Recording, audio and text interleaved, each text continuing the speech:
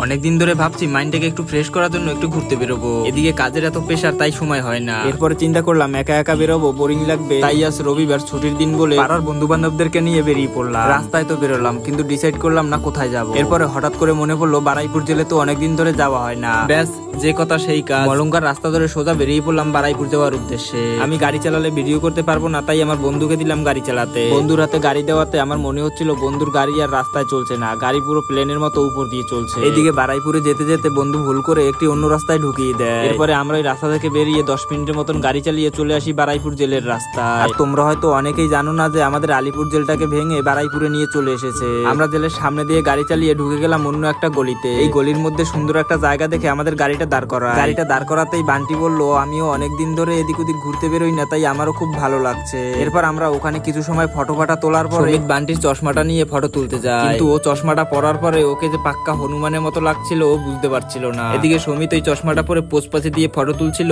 তাই দেখে আমি আর বান্টি খিলখিল করে হাসছিলাম। প্রায় 1 ঘন্টার মতন ওখানে আমরা সময় কাটিয়ে আমরা চলে আসি জুলপিয়াতে ছাদমুড়ি খেতে। আর এখানে এই কাকাটা নাকি ছাদমুড়ি বানাতে খুব এক্সপার্ট। আর আজকে তোমরা যারা আমার ভিডিওটা সম্পূর্ণ দেখলে তোমরা দয়া করে কমেন্টে আজকে অবশ্যই বলবে তোমরা তোমাদের বন্ধুদের সাথে কি ধরনের মজা করো। আমরা আমাদের বন্ধুদের সাথে কি ধরনের মজা করি সেটা তো তোমরা ভিডিওতে শুনতেই পেলে। আমাদের ছাদমুড়ি খাওয়া হয়ে গেলে আমরা আবার আমাদের বাড়ি চলে আসি।